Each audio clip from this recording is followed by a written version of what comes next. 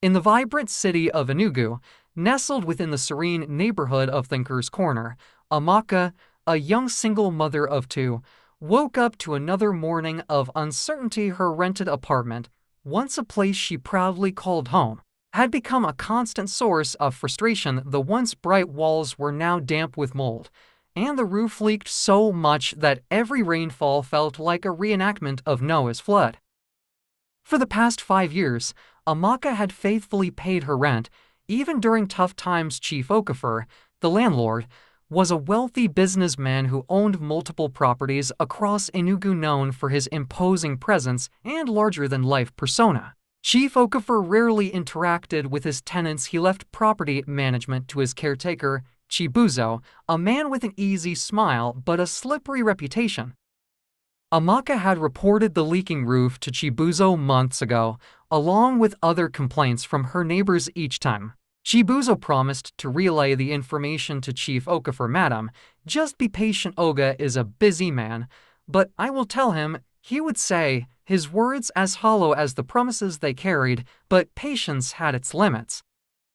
The rainy season in Enugu was relentless that year. Every storm brought new leaks and new worries. Amaka's children, Kelechi and Ada, would huddle together on the only dry corner of the sofa while water dripped into strategically placed buckets around the living room. The situation worsened one fateful evening when a particularly heavy downpour caused part of the ceiling to sag ominously. Amaka sent Chibuzo yet another message, this time with a picture of the damage. "Please, we need urgent help," she wrote. Chibuzo's response was as predictable as it was infuriating. "I will tell Oga." By the time the Harmattan winds began to blow, Amaka's patience had turned into desperation. The dampness had given way to mold, triggering endless bouts of coughing in her children. One night, after a particularly severe storm, a section of the ceiling gave way, sending chunks of plaster and water cascading into the room. Kelechi narrowly escaped being hit. Amaka, drenched and trembling, made a decision: this couldn't go on.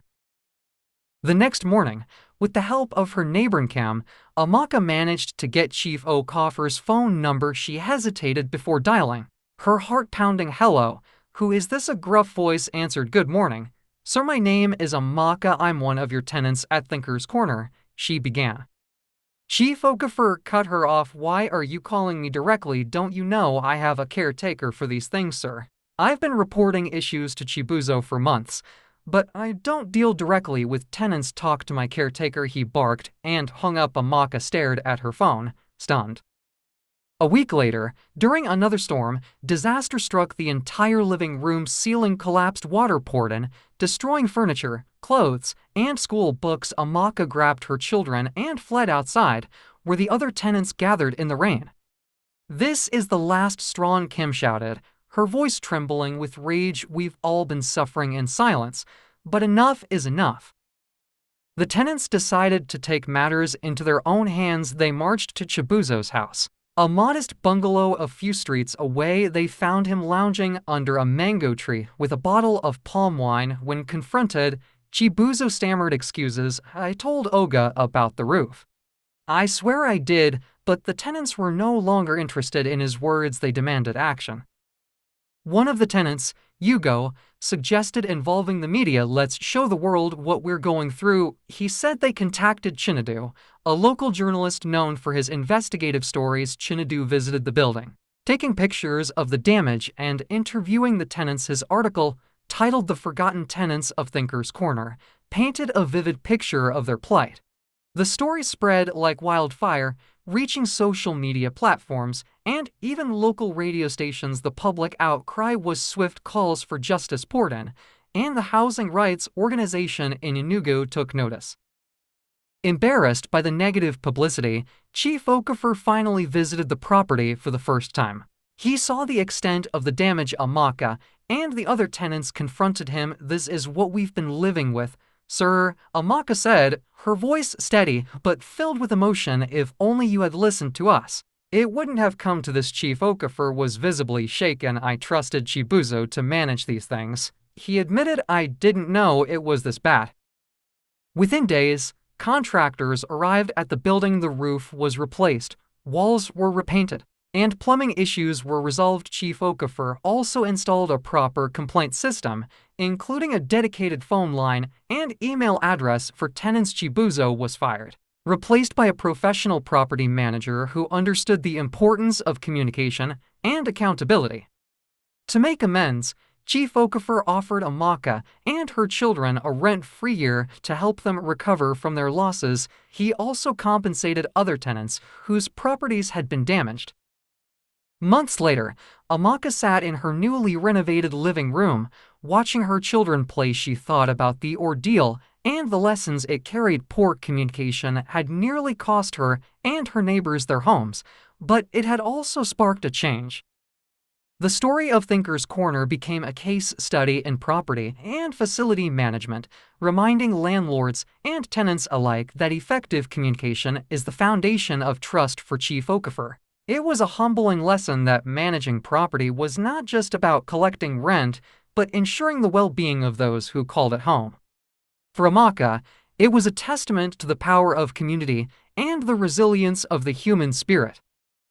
Property and facility management perspective. Neglect of maintenance responsibilities. The story highlights the dangers of neglecting maintenance responsibilities. The landlord, Chief Okafor, relied too heavily on an unprofessional caretaker, Chibuzo, who failed to address tenant concerns. Property managers must actively monitor the condition of their properties and address issues promptly.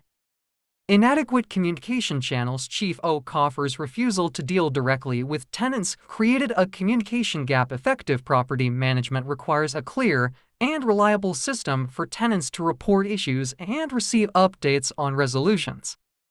Failure to perform routine inspections. Regular property inspections could have identified the leaking roof and other issues before they became catastrophic. Preventative maintenance is cheaper and more efficient than reactive repairs. Professionalism in property management. Employing trained and professional facility managers can prevent such situations. Professionals understand the importance of balancing tenant satisfaction with property upkeep. Moral perspective. Accountability. The landlord's initial refusal to take responsibility demonstrates how shirking accountability can lead to harm. Both landlords and caretakers must be accountable for their roles in maintaining livable conditions for tenants. Empathy and humanity. Amaka and her children suffered unnecessary hardship due to indifference. Property owners and managers should recognize tenants as people, not just sources of income, and treat their concerns with urgency and respect. Community solidarity. The tenants' unity and collective action underscore the power of standing together to fight injustice. When people work together, they can achieve positive change. Legal perspective. Landlord-tenant obligations. Under Nigerian tenancy laws, landlords are required to provide habitable living conditions. Failure to address critical repairs like a leaking roof constitutes a breach of these obligations. Duty of care. The landlord has a legal duty of care to ensure the property is safe for tenants. Ignoring maintenance issues that could cause harm, such as collapsing ceilings, exposes landlords to potential lawsuits. Tenant rights. The tenants had the legal right to demand repairs and could have sought legal redress through housing tribunals or civil courts. Defamation risks. While the tenant's decision to involve the media was effective, it could have led to a defamation claim if the story was exaggerated or false. Both parties must exercise caution when escalating disputes publicly.